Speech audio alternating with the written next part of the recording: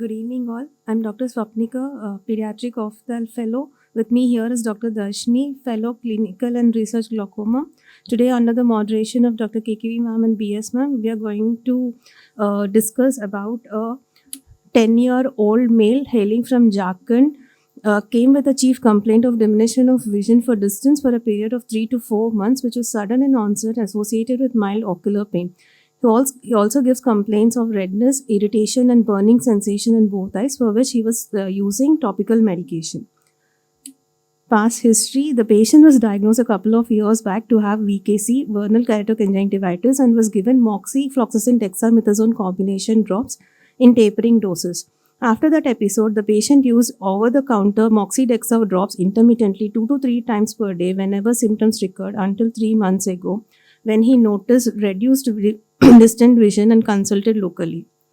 Previous records indicate he was diagnosed with bilateral posterior subcapsular cataract with steroid-induced glaucoma, with IOP documented at 42 mm Hg in right eye and 45 in left eye, and with on fundus finding 0.9 CDR OU. He was advised to discontinue topical steroids, started on topical antihistamines olopatadine, immunosuppressants tacrolimus, and topical brimonidine twice daily, and was referred to higher center for further management. His past medical history was unremarkable. There is no family history of similar complaints, no family history of myopia, glaucoma, or cataract.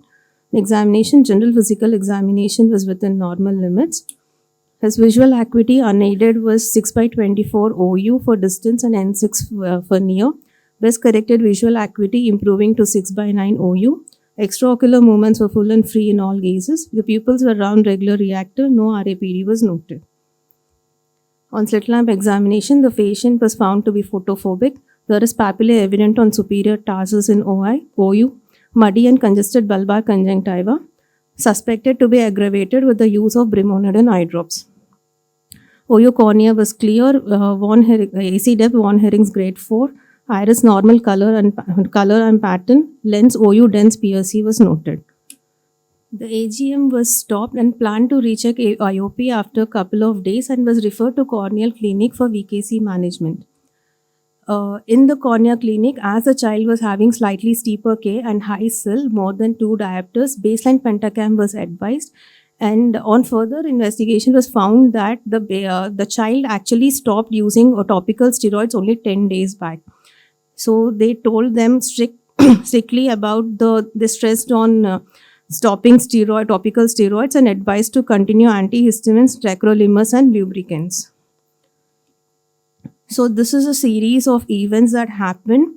This is the left side corner is the first presentation. So the child was stopped on AGM and the IOP was rechecked on 20th. The IOP was well under control with best corrected visual acuity of 6/9 OU despite the dense PSC. So to allow the ocular surface to stabilize, and as the child was improving to near normal with glasses, cataract surgery was patient was called after 2 months for a review and to decide on cataract surgery. But 4 days after the second visit, the child presented in the OPD with a complaints of sudden drop in vision. On examination, visual acuity in OD was found to be 6/60 and OS 6/36 with no pinhole improvement. And the Goldman applanation tonometry in OD showed 12 mm Hg and OS 32 mm Hg. And on slit lamp examination, OU intermittent cataract was seen. As the pressures were under control in right eye, the patient was planned for OD cataract surgery and was started on Dorzox T eye drops twice daily in OS. This slit lamp photography is just prior to the intumescent, and the patient presented with intumescent cataract. So with the diagnosis of OU steroid-induced VKC with steroid-induced cataract with ocular hypertension, the patient was planned for OD lens. One minute, go back. No, the diagnosis. VKC. So what is the actual first diagnosis and what is ocular hypertension as versus a glaucoma? Ocular hypertension is when there is increased intraocular pressure without the changes of glaucomatous optic nerve damage. Anything more? What is the triad of glaucoma? Yes. So in this child, why did we not do the visual fields? Is that the only reason? Any other reason? Any other reason we would have got a reliable fields if we have done it? Because of a very, very dense PSC, so we may not have got a reliable fields, and the optic nerve head still remained suspicious but not really damaged. So we still kind of prefer to name as ocular hypertension rather than glaucoma. And what is the primary diagnosis? It's not included here. I told you. Right, Chi. VKC. So the commonest misuse of steroid in pediatric population is allergic conjunctivitis or VKC. Right? Okay, continue. So in right eye, lens aspiration with intraocular lens implantation was planned, and in left eye, topical anti-glaucoma medications were started. Post-operatively in right eye, low potent corticosteroids were prescribed in tapering doses, and the IOP was rechecked on post-op day 2, which was measured to be 12 mm Hg in right eye and 26 mm Hg in left eye. As the pressures were still on the higher side, Dematoprost once daily Hgs was added. Advised to review in 6 weeks, and if IOP is not under control, was planned for combined surgery. So in the nutshell, the way the management of VKC, according to cornea specialists, the way patient was put on topical antihistamines, olopatadine twice daily, tacrolimus once daily Hs and lubricants. Right eye cataract surgery is done, and the left eye topical anti-glaucoma medications were done. So, corticosteroids, both systemic and topical, are widely used in managing pediatric inflammatory diseases, both ocular and systemic. Most commonly, we see is VKC and uveitis. Among the various adverse effects, posterior subcapsular cataract is the most characteristic lens change associated with corticosteroid use. In children, this is particularly concerning due to the amyloidogenic potential and often delayed presentation. Coming to the pathogenesis, there are various things described in the literature. One is altered lens protein metabolism. There is increased sodium calcium levels in lens fibers, decreased potassium levels, osmotic changes causing lens swelling and fiber disruption. Electrolyte imbalance and oxidative stress, increased free radical production, reduced antioxidant capacity in lens tissues, oxidative damage to lens proteins and lipids, lens epithelial cell dysfunction, impaired proliferation and differentiation of lens epithelial cells, abnormal lens fiber formation and organization. Posterior subcapsular, this is most vulnerable because of migration of aberrant lens epithelial cells to the posterior capsular region. Higher susceptibility in younger children due to rapid lens growth, immature antioxidant system in pediatric lenses. A cumulative effect of steroid exposure on lens tissue, higher risk with prolonged use and higher dosages. Even systemic factors contribute to this. Altered glucose metabolism affecting lens osmolarity, potential interaction with underlying inflammatory conditions. So why focus on pediatric population? Pediatric eyes are more permeable, often asymptomatic until late stages, and longer lifespan may impact quality of life. Coming to the clinical features, they are usually asymptomatic in early stages but progress to cause glare and photophobia, reduce visual acuity, especially in bright light, and in young children, the risk of amblyopia if left uncorrected. Risk factors: high dose or long-term corticosteroid use of potent formulations like dexamethasone and prednisolone, younger age at initiation, lack of regular ophthalmic monitoring, unsupervised or self-medicated use, particularly in rural and low-resource settings. Why? Rapid progression is a clinical warning. Though PSC is classically slow in evolution, pediatric cases, a rapid maturation have been reported. One such similar case to our presentation was described in literature, in which a 10-year boy with VKC treated with frequent topical steroids who developed a mature total cataract within 4 days of PSC onset. Such cases underscore the importance of early detection and limiting exposure. So, acute maturation of lens in steroid-induced cataract. Usually, it is because of the steroid-triggered biochemical disruption, especially the fluorinated corticosteroids like dexamethasone. They penetrate the lens and bind to glucocorticoid receptors in lens epithelial cells, and they disrupt the sodium-potassium ATPase pump. So this causes intracellular osmotic imbalance, and they reduce the antioxidant enzymes, glutathione peroxidase, and causes increased oxidative damage.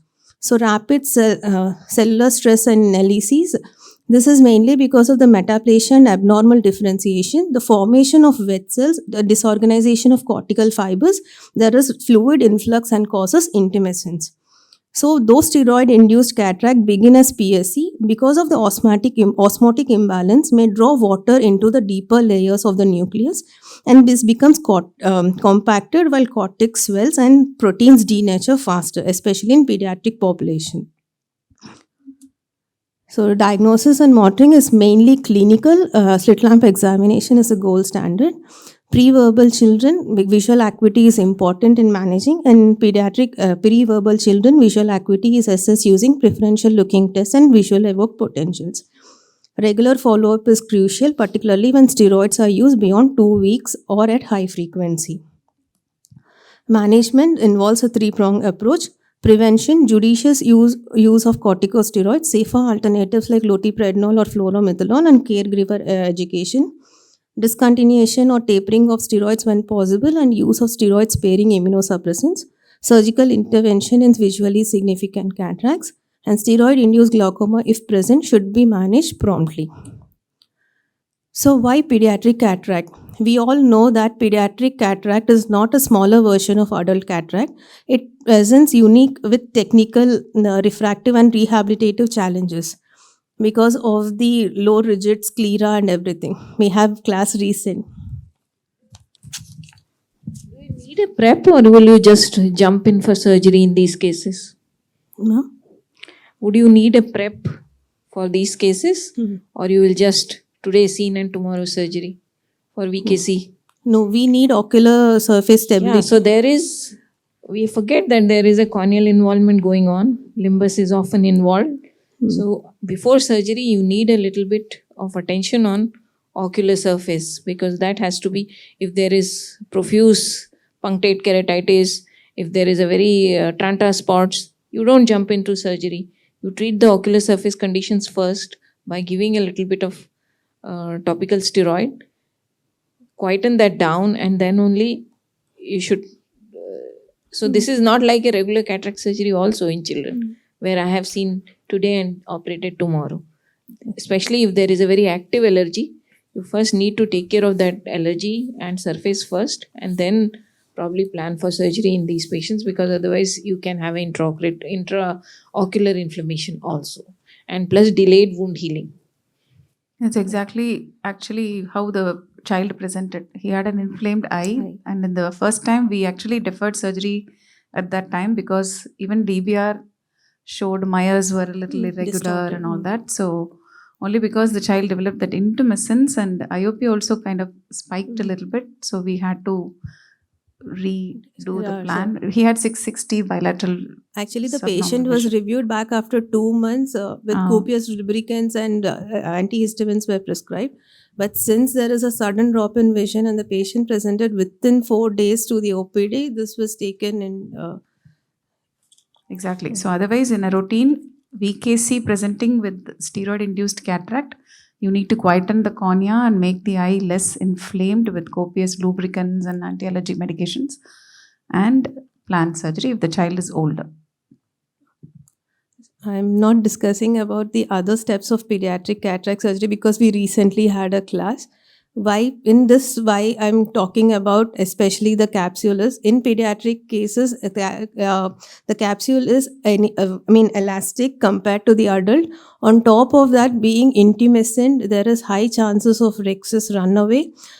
So use of trypan blue, high molecular weight viscoelastic, controlled rhexis, either two-stage or spiral rhexis, using forceps to pull the flap centrally to guide the rhexis, and avoid overfilling of AC should be kept in mind. So this is a small video of the intumescent cataract in childhood and how it is tackled. The capsule is nicely stained with the trypan blue. High molecular weight viscoelastic is injected and the capsular flap is raised with the cystitome and the rhexis is continued with the utrator forceps. You need to be very careful and keep pulling the flap centrally to avoid rhexis runaway. And also now we do all the surgeries clear corneal, but in previous times, especially if there is a glaucoma lurking in the corner, we have to keep the superior conjunctiva safe. So we use clear corneal technique in all cataract patients who has a risk of glaucoma. So these are my differences. The steroid-induced glaucoma part will be discussed by Dr. Dharshini. Over to you. So, steroid-induced glaucoma is considered as secondary open-angle glaucoma. The most common risk factors include chronic open-angle glaucoma, first-degree relatives of patients with chronic open-angle glaucoma, and previous steroid response, type 1 diabetes mellitus, younger age, that is less than 10 years old, who present with severe, rapid, and earlier disease in onset, old age, connective tissue disorders like rheumatoid arthritis, penetrating keratoplasty, especially in Fuchs endothelial dystrophy and keratoconus, and in high myopia. So these are the theories of mechanism causing steroid-induced glaucoma. There is a cytoskeleton changes occurring in the trabecular meshwork because of the cross-linking of actin fibers, and there are substances like elastin, glycosaminoglycan, and fibronectin deposition in the extracellular matrix because the lysosomes become rigid and do not release the hyaluronidase required. And there is inhibition of protease and causes less phagocytosis, so there is debris deposition. Genetics also play a significant role. Most common genes associated are myocillin, alpha-1 antichymotrypsin, PEDF, cornea-derived transcription factor 6, prostaglandin D2 synthase, and so on. These are the most common routes of administration in pediatric age group: topical, inhalational, oral, and intravenous. The most common topical agents which cause higher IOP rise are dexamethasone and prednisolone, followed by fluoromethalone.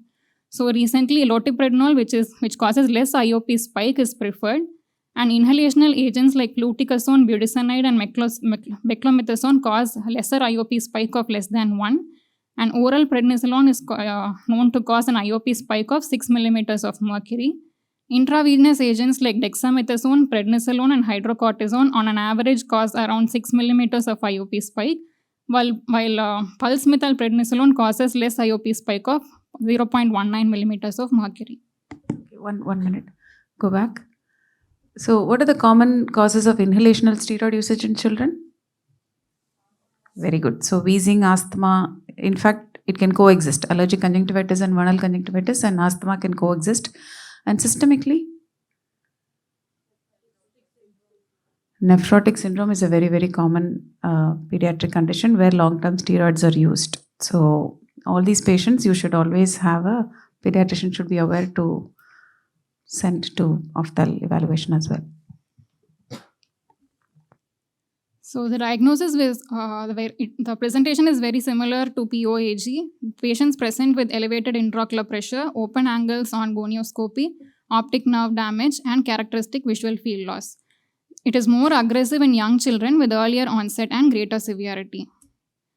Periodic IOP measurements is thus mandatory, and the lowest possible amount of drug with the shortest duration is preferred. In patients with high-risk groups, the steroid should be used judiciously and monitored closely. So baseline recording of IOP is mandatory, and in patients with unknown sensitivity to steroids, we prefer following up in 1 to 2 weeks depending upon the status of optic nerve. So the medical management, the first step is to discontinue or minimize the dose of steroid. Usually in acute forms, the intraocular pressure reduces to baseline in days, and in chronic cases, it takes 1 to 4 weeks.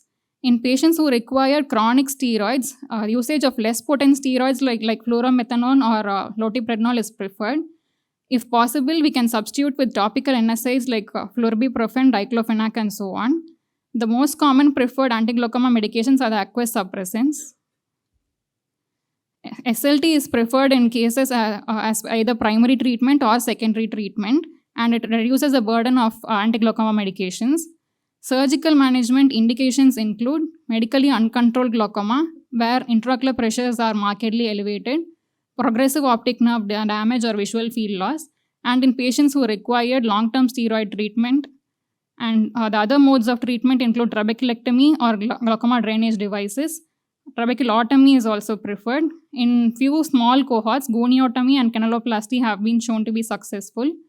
Cyclodestructive procedures are reserved for refractory cases with well-controlled inflammation. So this case highlights the risk of steroid-induced cataract and ocular hypertension in children exposed to topical corticosteroids. One have to keep in mind that despite stopping steroids, there can be progression or uncontrolled IOP spike and cataract progression. So the pediatric age group population should be monitored closely. So this case is taken up on an emergency basis as because PSC progressed to intermittent cataract in both eyes, and collaborative pediatric and glaucoma management is essential to optimize outcomes. Thank you.